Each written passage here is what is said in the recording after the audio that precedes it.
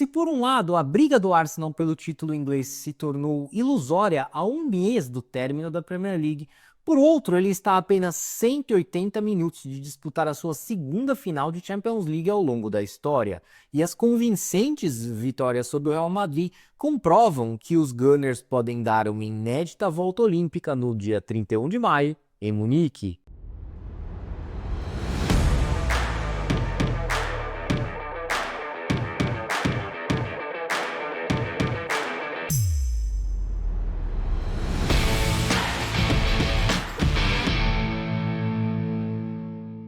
Bom, antes do início da temporada 2024-2025, o objetivo do Arsenal era claro e evidente: superar o Manchester City na corrida pelo título da Premier League, depois de 2 anos seguidos perdendo essa dura batalha para os atuais tetracampeões ingleses.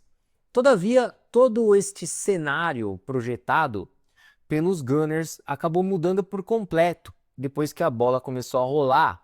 E não apenas pelo fato do Manchester City viver a sua pior fase desde a chegada de Pep Guardiola em 2016, mas também porque o próprio Arsenal não foi capaz de acompanhar o avassalador ritmo do Liverpool na primeira metade da temporada e, embora atualmente na vice-colocação da tabela da Premier League, a verdade é que o Arsenal já adentrou este mês de abril com chances para lá de reduzidas de erguer o título inglês, algo que o clube do norte de Londres não o faz desde 2004, isto é, há mais de 2 décadas, quando o time na época comandado por Arsene Wenger faturou a Premier League de maneira invicta, se tornando o primeiro e até então único campeão invicto na nova era da Premier League. Bom, mas o que tem a ver o último título inglês do Arsenal com a atualidade? A resposta é simples. É que essa temporada pode se tornar tão marcante aos Gunners quanto foi aquela dos Invencíveis em 2003-2004, porque o Arsenal está a apenas 3 jogos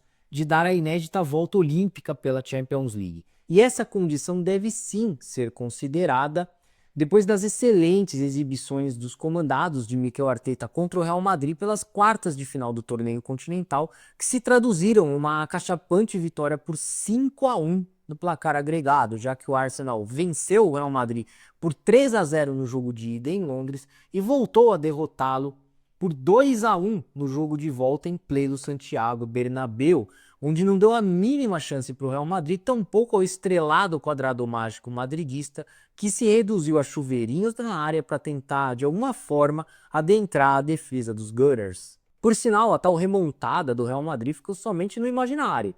É óbvio que a gente não poderia desconsiderar a hipótese de uma suposta virada por parte do Real Madrid, mesmo depois de um 3-0 do Arsenal no jogo de ida, pelo simples fato de ser o Real Madrid numa Champions League, onde existe toda uma mística, além, é claro, do fato do palco da partida ser o estádio Santiago Bernabéu, onde o Real Madrid já protagonizou diversas viradas, inclusive sobre clubes ingleses, como são os casos de Chelsea e Manchester City.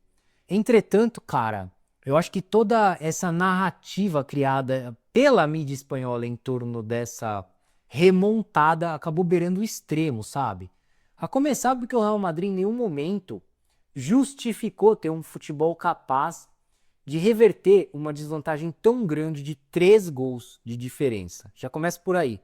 E também, principalmente, porque do outro lado estava o Arsenal, cujo ponto forte é a solidez defensiva. Por exemplo, é dono da melhor defesa da Premier League no momento e apesar da série de desfalques, ele registra uma média inferior a 1 gol sofrido por partida na temporada. E ainda trago para você outros elementos, como por exemplo, o Arsenal não sofre 3 gols no mesmo jogo há 85 partidas desde dezembro de 2023 contra o Luton Town, não perde por 3 ou mais gols de diferença há 104 partidas desde maio de 2023 contra o Brighton, e sob o comando de Mikel Arteta em 282 jogos, foram apenas 10 derrotas por 3 ou mais gols de diferença, o que gera uma média pouco superior aí a 3%. Então, cara, o que vimos no Santiago Bernabéu foi o óbvio, que já estamos acompanhando desde o início da temporada.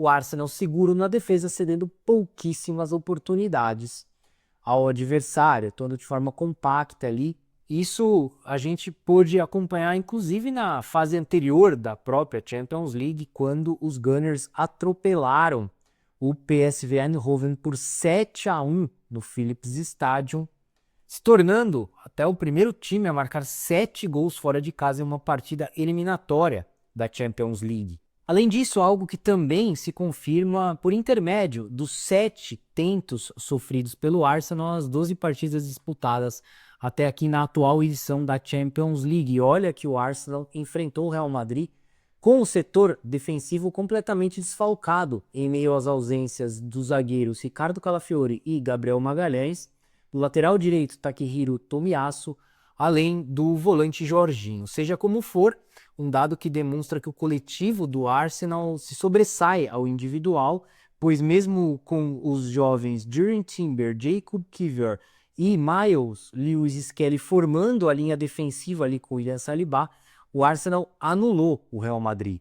E por falar em Miles Lewis-Skelly, que joia rara que o Arsenal achou nas suas categorias de base, hein? É impressionante a personalidade que esse garoto de apenas 18 anos de idade tem. Já parece um veterano em campo e eu já fico imaginando ele daqui a alguns anos ainda mais completo, técnica, tática e fisicamente.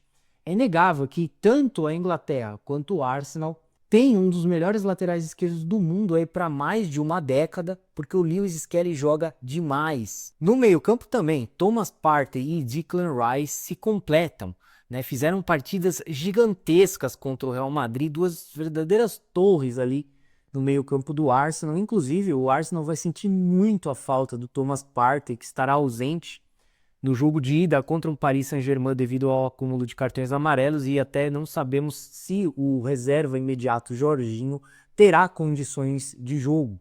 Então o Partey vai fazer muita falta e Declan Rice dispensa comentários, né? Foi o grande personagem dessa classificação do Arsenal às semifinais da Champions League por ter marcado 2 maravilhosos gols de falta no Emirates Stadium. A propósito, os primeiros de falta na carreira dele, apesar de parecer que ele já havia feito outros, tamanha precisão ali nas cobranças. Bom, mas vale ressaltar que os problemas do Arsenal não se resumem única e exclusivamente ao setor defensivo, pois no ataque, os londrinos ainda sofrem com as ausências de Kai Havertz e Gabriel Jesus, o que vem obrigando o treinador Mikel Arteta a escalar o volante Mikel Merino improvisado no ataque. Uma escolha até que surpreendeu a todos, inclusive eu, mas os 8 gols marcados pelo ex-jogador da Real Sociedad, somados às 4 assistências concedidas por ele até o momento na temporada, comprovam que Mikel Arteta acertou em cheio nessa improvisação. Méritos do treinador de 43 anos de idade, que é o principal responsável pela ascensão do Arsenal nesses últimos anos, por liderar o novo projeto do clube idealizado ali após a saída de Unai Emery, num momento bastante complicado, né? Naquela oportunidade o Arsenal disputava a Europa League, figurava na metade ali da tabela da Premier League e aos poucos foi progredindo com o trabalho sólido desenvolvido por Mikel Arteta, que já está entre os grandes treinadores do Arsenal em todos os tempos, mas não entre os melhores, devido aos poucos títulos que ele conquistou até o momento. Uma condição que pode mudar nessa temporada com a orelhuda sendo a mais nova integrante da sala de troféus do Emirates Stadium. E na verdade o Arsenal se colocou nessa condição de possível campeão europeu meio que na força e por ter mostrado nessas quartas de final o seu potencial, né? Ele foi na verdade a equipe nessa fase do torneio que menos oscilou e que teve uma classificação mais tranquila rumo às semifinais. Por exemplo, se a gente pegar como parâmetro o Barcelona, que chegou a meter 4-0 no Borussia Dortmund no jogo de ida, sofreu muito mais do que o Arsenal contra o Real Madrid. O mesmo podemos dizer em relação ao Paris Saint-Germain contra o Aston Villa. E o Bayern de Munique e Inter de Milão, não preciso nem falar. Foram 2 verdadeiras batalhas travadas ali por italianos e alemães. Então, por conta de tudo isso, o Arsenal chega com muita confiança nas semifinais. Ele que já vem também criando uma casca dentro do torneio desde a temporada passada, quando venceu um duríssimo confronto contra o Porto nas oitavas de final, venceu nas penalidades ali no Emirates Stadium. Então, diante de todo este cenário, o único representante inglês ainda vivo na Champions League já é apontado como principal favorito à conquista do torneio continental com 28,7% de aproveitamento. Lembrando que os Gunners jogarão a partida de ida contra o Paris Saint-Germain no Parque dos Príncipes, enquanto a volta será no Emirates Stadium. Em todo caso, um favoritismo baseado única e exclusivamente na realidade. A mesma realidade que prevaleceu sobre a mística, a tradição e o peso da camisa do Real Madrid na Champions League e que pode resultar na entrada dos Gunners ao seleto hall dos clubes campeões europeus ao término da temporada. Vide as palavras do próprio atacante Bukayo Saka após o triunfo sobre o Real Madrid. Abre aspas. Mostramos que podemos jogar na Europa e vencer um dos melhores times do mundo em casa e fora. Estou muito orgulhoso desse time. Esta noite foi uma grande declaração. Fecha aspas para Bukayo Saka. Bom, minha gente, então é isso aí. Eu vou ficando por aqui. Eu agradeço mais uma vez a sua atenção e gostaria de pedir a gentileza para que você inscreva-se em nosso canal, deixe seu like, seu comentário, compartilhe esse vídeo, ative o sininho das notificações e siga as nossas redes sociais. Através do site soccerblog.com.br, deste QR Code que eu deixei na tela, você terá acesso a todos os links de nossas redes sociais e a todo o nosso conteúdo na internet.